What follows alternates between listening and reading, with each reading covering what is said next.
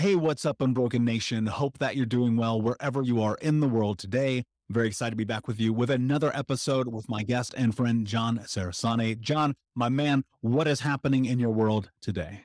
Happy to be here, my friend. No, I've been looking forward to this all week, and here we are. It's upon us.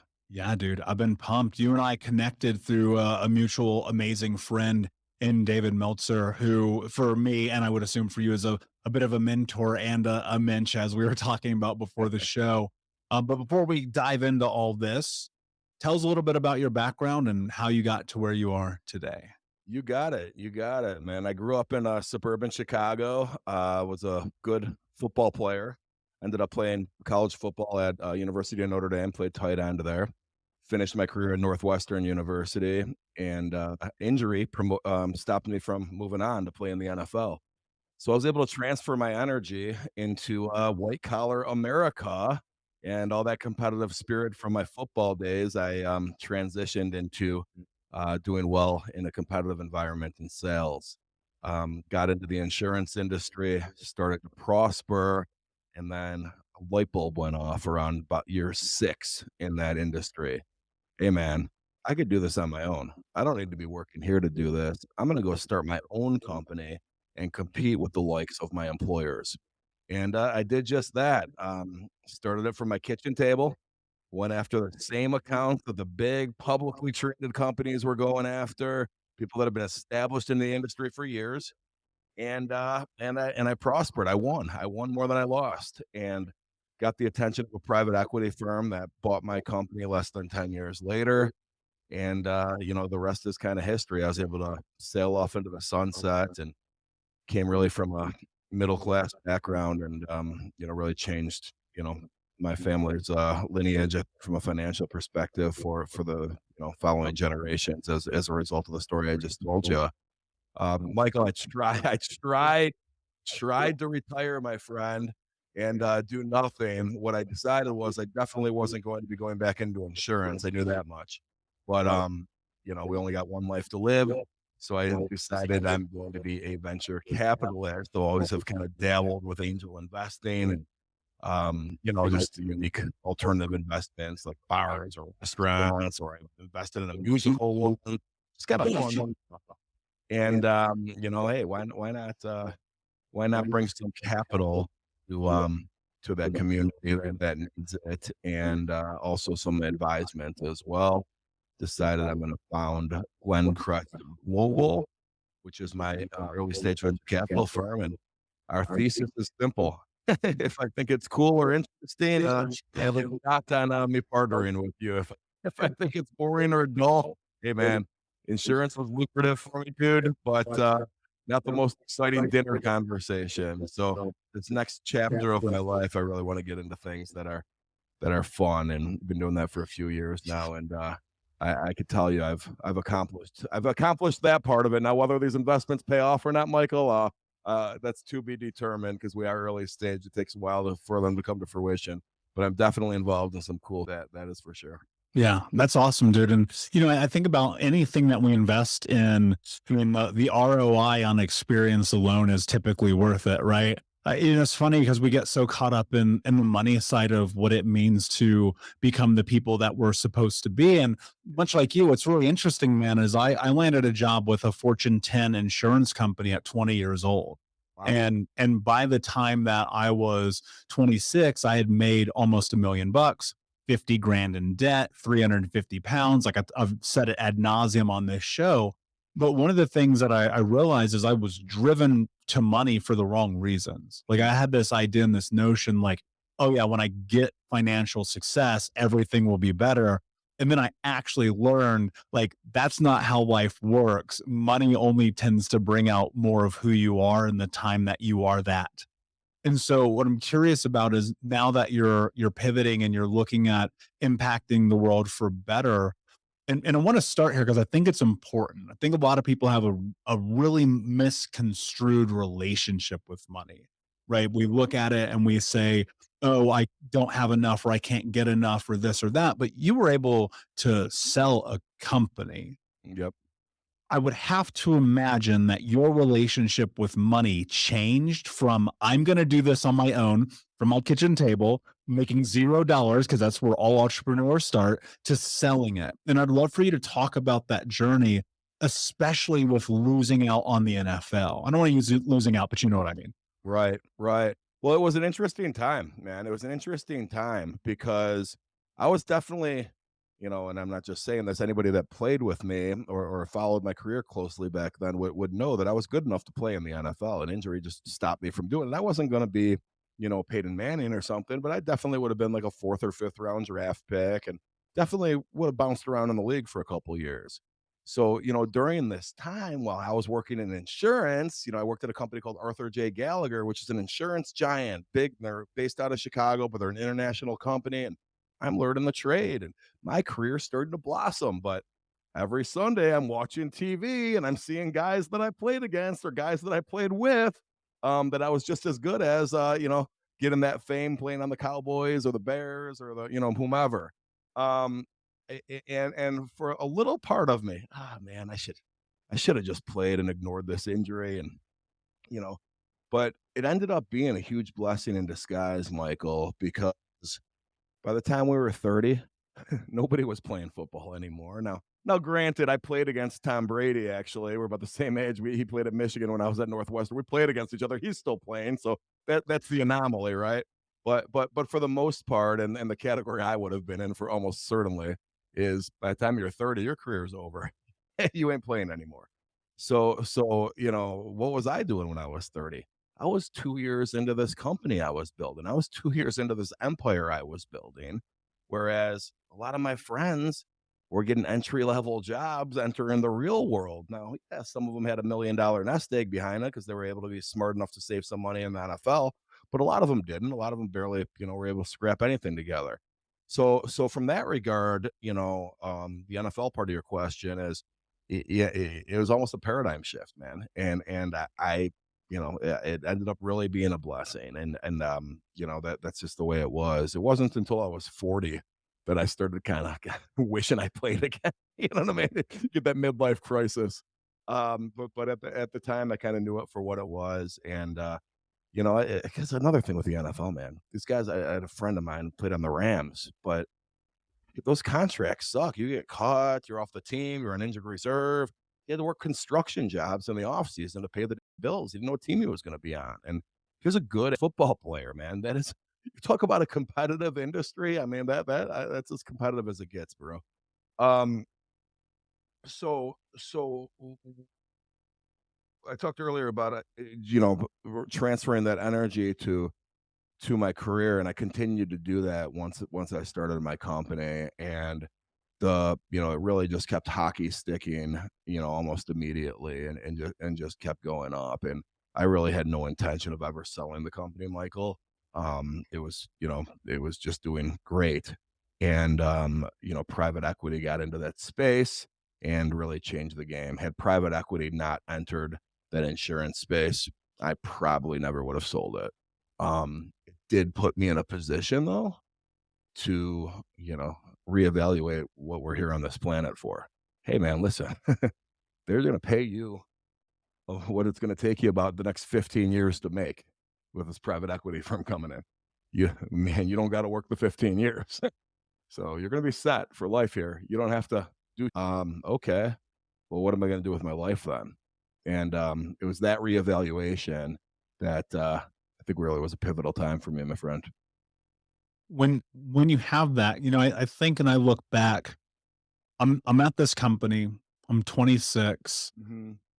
On paper, life looks amazing because I mean, I'm clearing an ungodly amount of money for a kid from the hood with no education, right? Right. And it's like, looks good, dude. Car's dope, clothes are dope, life is, but in reality, like my life is a disaster. Mm. And I had this pivotal moment where I had to make a decision where I was like, okay, what do you really want? Who do you really want to be? And what are you willing to do to get there? And I think that a lot of that for me came in this space of recognizing what you just said is like life is short. Yeah. Like there is a timeline on this. And there is something about the risk that we take that I believe is the cornerstone to our life transforming. And so I'm in this job, I'm making this money, I'm looking at my life, and I'm in debt at this point. And I was like, you know what? I hate my life. I hate wearing khakis to work every day. This is nonsense. This is not who I am. Or And I hate water cooler talk and being nice to people for no reason. Not that you shouldn't be nice to people, but water cooler talk. I'm like, I can't stand this. right. And so I quit. And I went and I started my first legal business. Let's be clear, it Mm. was legal at this time.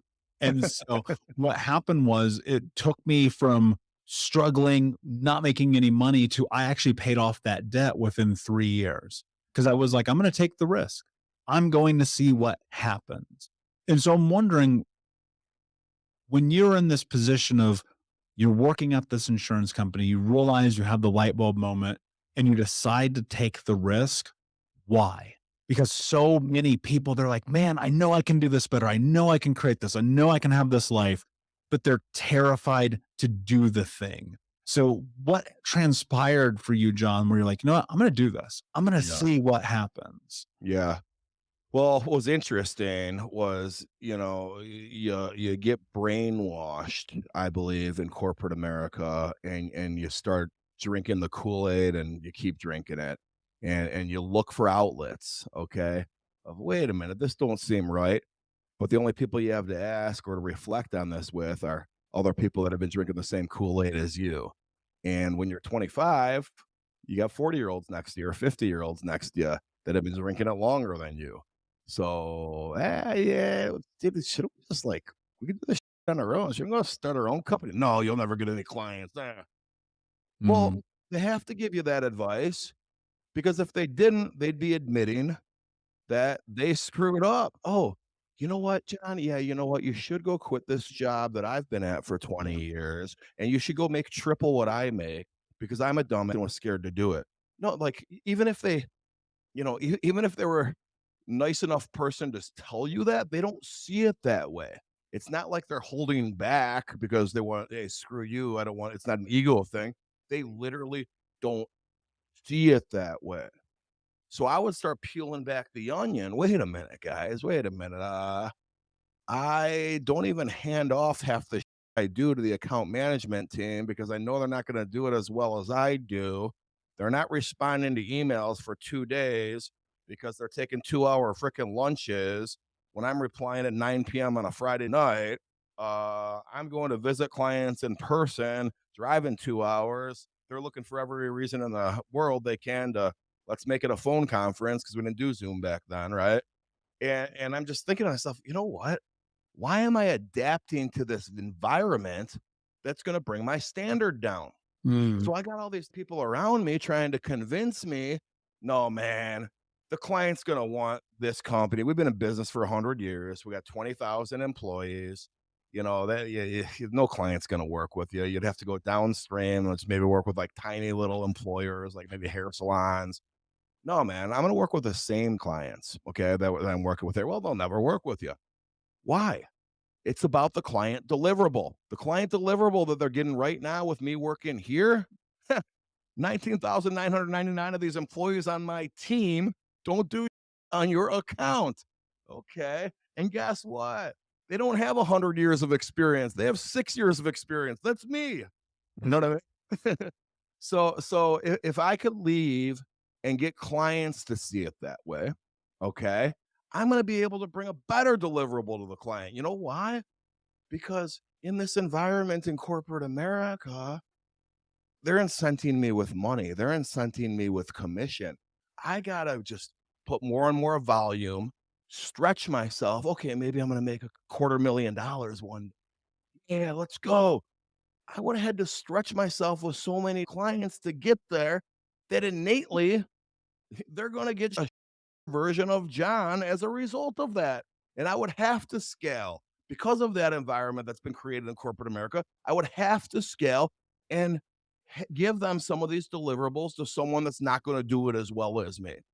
So why don't I go start my own company? I could replace that 250 grand I was making there just by having a fraction of those clients. You follow me? And then as I do scale, which I eventually did, there's going to be quality control components on the way there. that person going for a 2-hour lunch, or that person, that gets an email at 6 p.m. on Thursday and then replies at 11 a.m. Monday to a client, letting them know that they're looking into it. Yeah, that person ain't going to work for me. Okay. You know what I mean? So I found a way that I could have a huge financial gain for myself and give a better service to the client. And you know what's crazy about it, man? The two things will go hand in freaking hand. You know what I mean? If the clients see it this way, I will be rewarded. So, that's the way it went down, man. And, it worked out. It's hard getting those first few in, but once we got rolling, we got rolling. Yeah, and it's always difficult at the beginning because I think people believe that when they go and create something that suddenly it'll just work. And it Yeah, nothing ever works out. Like I think about this podcast, for instance. right. We're over 500 shows. We've interviewed some of the greatest minds on planet Earth. We've been able to build giant conferences and events with thousands of people. We've coached thousands of people in our community coaching programs, Mm. all of those things. But man, I'll tell you what, at the beginning, nobody listened. Right. The first month, I'll never forget this. The first month we did 19 downloads for the whole month. The first month, 19 downloads. 12 of those were for sure me, Mhm. right? Listening, did it good? Was that good? Was the Yeah. audio suck? Did I say the wrong thing? Blah, blah, blah. And today, I mean, we'll do 1 million downloads this year. Wow. That's And and incredible. so and so much of it is perseverance. It's Yeah. being persistent. It's following your dream. Because John, I guarantee I do not even have to know exactly what happened. And I can look at this story. I go, there were people who told you not to do this. Oh, yeah. Oh, yeah. For sure. And the reality is there always are going to be people who tell you, do not follow your dream. Mhm. Don't do that thing. How do you do it anyway, John? Because there are people right now and they're like, man, I got this dream, not even about entrepreneurship or money, but I want to go do a dance class, or I want to go do jujitsu or Muay Thai. And they're just like terrified to just follow the thing that is going to bring them joy. Like, how Yeah. do you do it Sure. anyway, John? Yeah. Well, for me, from a business standpoint, it was a calculated risk because I was really able to learn the industry and look through everything inside and out. And, even though people were telling me I'm crazy, I was able to do freaking math. Hey, guess what? I didn't need every single client. I didn't need every client to say yes. I needed about a third of them to say yes. I don't need to sell as much as I did over there to make this thing work. And it did. But but really what I discovered, Michael, I think is where your question's going. It wasn't just the financial rewards. It was the building of my entrepreneurial spirit. So what it gave me was this freedom to understand, holy crap, man, you could do this. I always had that entrepreneurial spirit in me, but it wasn't even like on the radar to do this as an adult with an insurance company. Are you crazy? This was for like when I was in college with side hustles. Yeah, I had a company, a promotion company, and like that. These were John Cerasani side hustles that, yeah, man, you can do that. But like to do it in the real world, competing against people that are smart. I mean, whoa.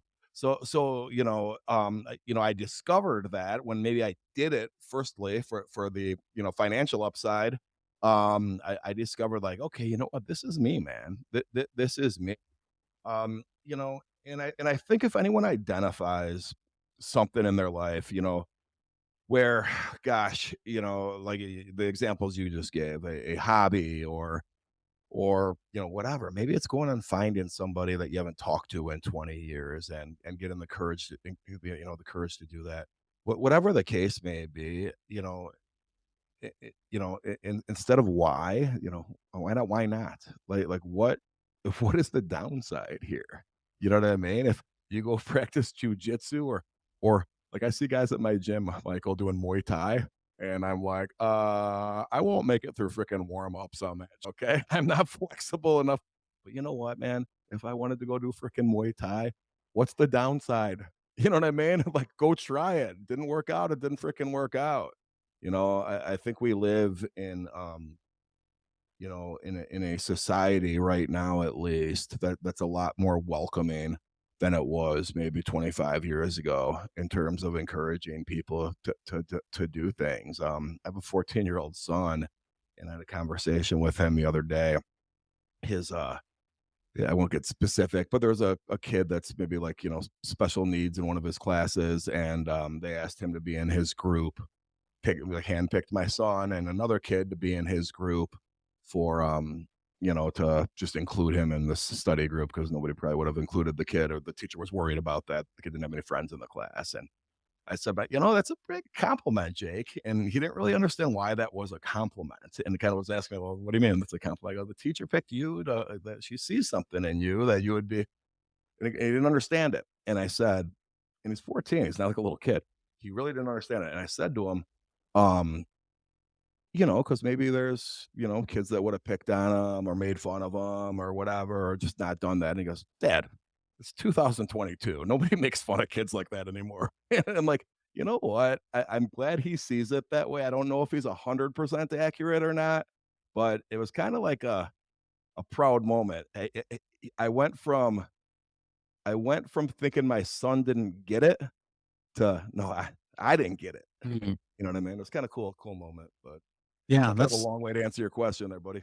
no, that's an interesting thought, man. And I think you're right. And we do live in a world that is not only more accommodating, but also when you are in and I'll say this because I think there's a caveat to it. When you are around the right people, they will want you to be successful. Yep. And when I think about my group of friends, my peers, my mentors, people like you where I meet and it's like we're in this same room for a reason. Like, Yep. dude, I want you to succeed. I want you to have great things. You want that of me. When you're in the wrong scenarios and in the wrong friendships and the wrong communities, people are going to want to pull you down. They're going to want to be like, "Hey man, you better not do that," or "Hey, I tried this, it didn't work," or this or that. And I think that that's one of the really interesting dichotomies of the time that we live because on this one hand, yeah, you for sure have so much opportunity and so much potential in front of you. Yep. And on the other hand, it's like if you are around the wrong people, you will never see it come to fruition because they're always going to be in your ear. Yep. And I think the most important thing that you can do is to do it anyway. Right? I Yep. mean, what is the worst that could I mean, if you play it through, what's the worst that could happen if you tried to play football? You'll get an injury. What's the worst that could happen if you start a business? You might go bankrupt. What's the worst that could happen if you do whatever? And it's like, but then at some point on the timeline, the worst thing that could happen to you already happened. So you might as well try. Yep. When you think about the future, when you think about your life and what is important, what do you think are the most life-changing lessons that you learned in your willingness to bet on yourself? Interesting. Um, there's a couple things that come to mind, really. I had a coach in college that ingrained, and it's a little bit cliche, but it resonated with me, and I reflect on it from time to time. Said, "Don't point the finger, point the thumb." And his point with that, he was talking specifically to me too. We had a couple of, let's say, episodes of adversity in college, and that's a nice way to put it. And he said, "No, John, you know, it's not like you keep defending yourself. Well, this keeps coming up. At some point, you got to look in the mirror, start pointing the thumb instead of the point of the finger. You hear this once, you hear it twice. Guess what? You got to start looking in the mirror at yourself." So I think that was kind of a moment in my life where I looked at, hey, just gotta take the bull by the horns here, man. It's so easy for all of us, right? It's so easy for all of us to blame our circumstances on other people. It's so easy to be pissed at the world, and even on a micro level, like you hear stories like yours, Michael, or you hear stories not even nearly as great as yours, but like a story like mine where I'm overcoming. Okay, I thought I was going to play in the NFL. Now I don't. Oh, I got to get a job. Okay, that's like a challenging time in your life. But like to do something positive and not blame anyone, like in the smaller facets, the big ones like that. Okay, let's draw attention to that. But like, I don't know, man. I don't like being around people that are constantly just like blaming everyone for their freaking situation. You know what I mean? Like, I don't freaking like, oh, I was at this party and I freaking spilled wine all over this white couch. Well, they shouldn't have been serving red wine at their party with a white couch. That many people. You know what I mean? Like, for real though, people like rethink that. Totally. You know what I mean? I'm at a freaking party the other freaking day. It was my friends. I'm not going to be specific, but it was a surprise party, and and someone that it was in their clubhouse instead of at like a bar. And why would they do it here? This I don't know anybody. And like, shut up, God, shut up. You know what I mean? It's just like I try my best to avoid stuff like that.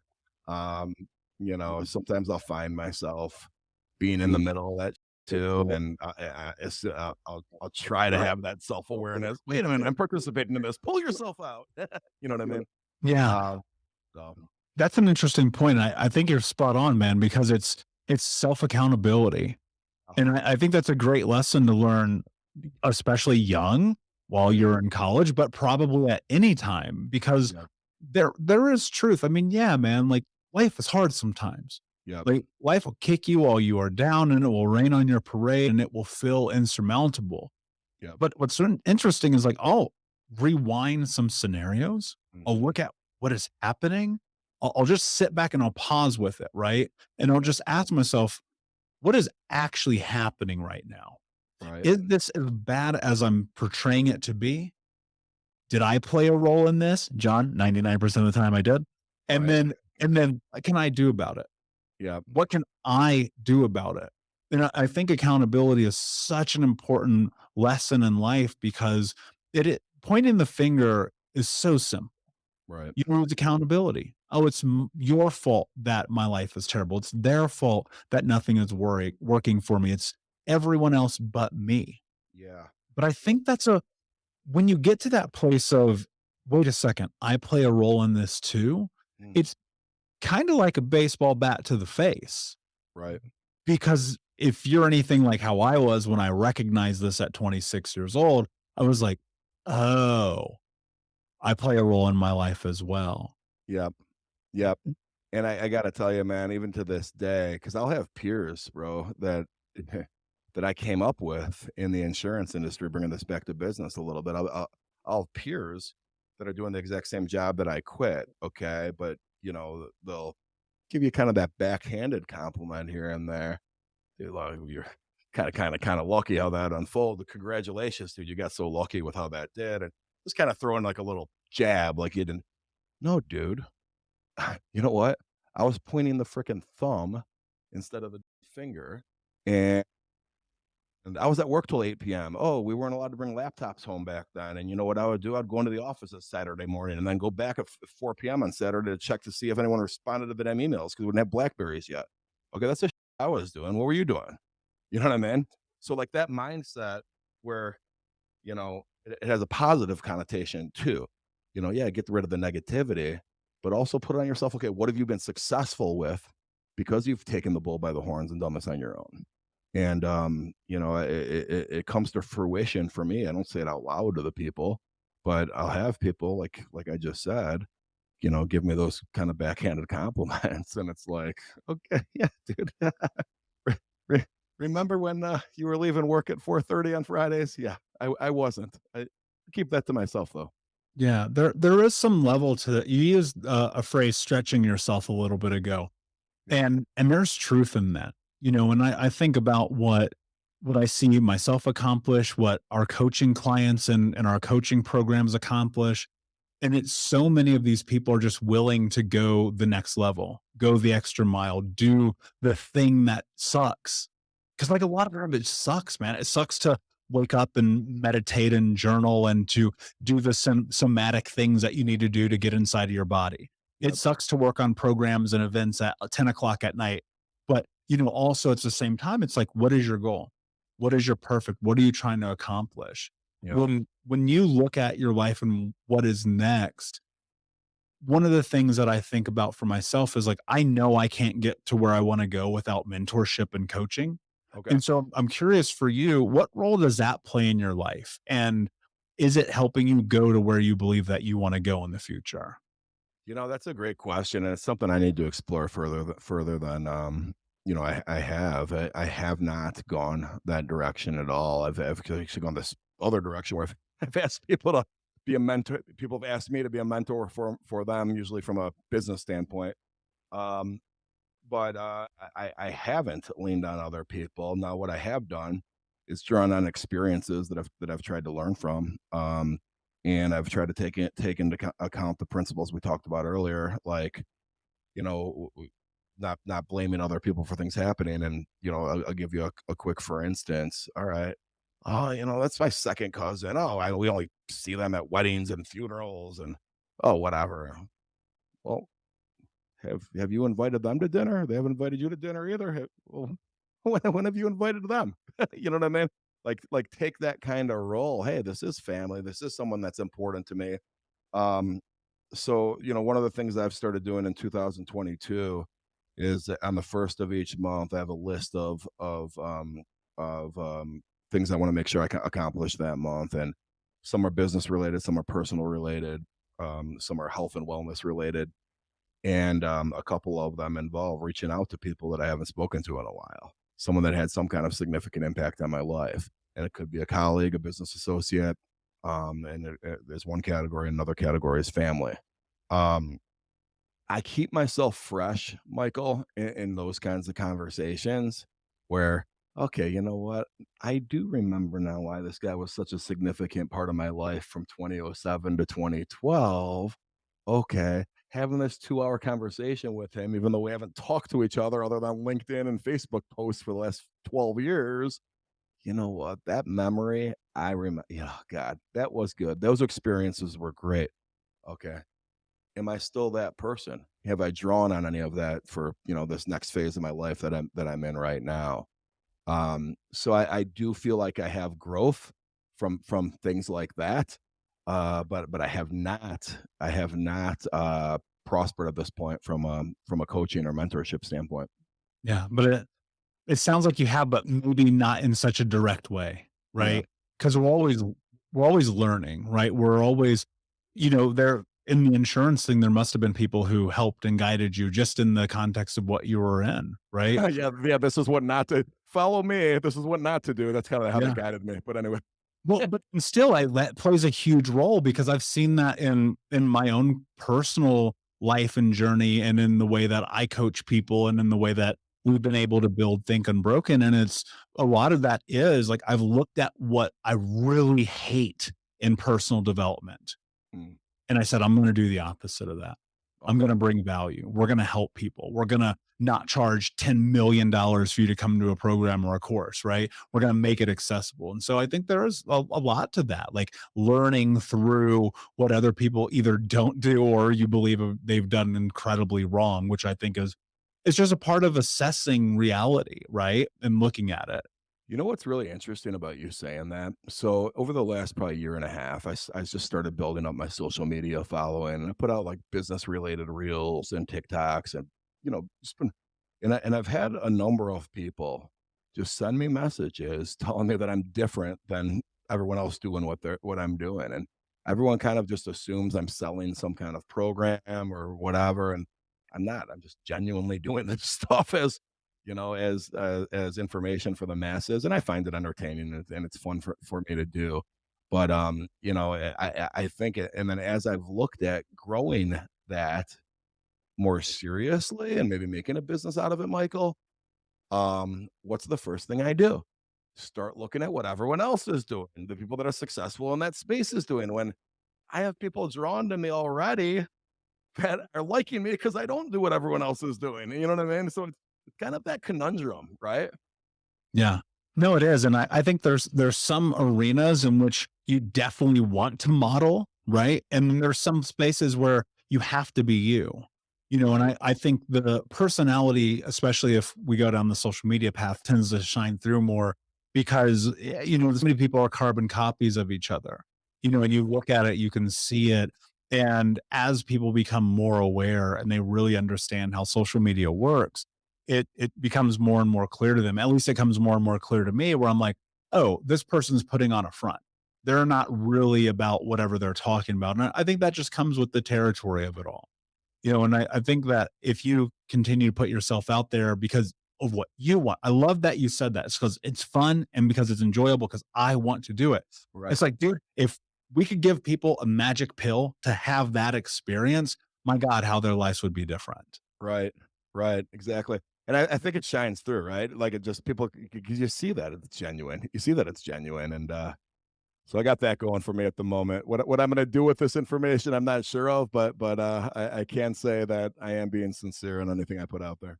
Yeah, and I definitely watch a lot of what you put out there, and I think to myself, man, he's putting out some good stuff. So people should definitely check it out. Jen, my friend, this has been an amazing conversation, brother. Before I ask you my last question, Yep. please tell everyone where they can find you. So my podcast webpage and also my book will be coming out 2000percentraise.com. But in the meantime, social media, TikTok and Instagram is at John Cerasani. That's Cerasani. Brilliant, my friend. Of course, we'll put the links in the notes for all of the listeners. My last question for you, my friend. What does it mean to you to be unbroken? See, here's what I love about that question. I've watched your show. I know you're going to ask me it, and I still don't have a great answer. And the reason it's not that I don't have an answer. It's like I have 50 answers. I have 50 great answers. You know what I mean? That's such a provocative question, Michael. And I love that you end your show with it. Better than how I end my show asking people what their favorite movie is. um, what does it mean to me to be unbroken? I would say that the overcoming of adversity, whether big or whether small, nothing's ever as bad as it seems. Usually things aren't as great as they seem. Keeping an even keel. Tomorrow's always a new day. Mm, yeah, brilliantly said, man. I totally agree. The meaning we make of our experiences is truly everything. Thank you so much for being here. Unbroken Nation, thank you for listening. Please like, subscribe, comment, share, tell a friend. And until next time, my friends, be unbroken. I'll see you. Thank you so much for listening to Think Unbroken. Please share this episode with someone who could use it and help us move forward in our mission of ending generational trauma in our lifetime. And if you would, please take 5 seconds to pop on iTunes or Spotify, hit that 5-star, leave a review, and you can also reach out to us on social at Michael Unbroken or at Think Unbroken. And of course, you can check out our YouTube channel at Think Unbroken. Thank you for being a part of Unbroken Nation, my friends, and until next time, be unbroken.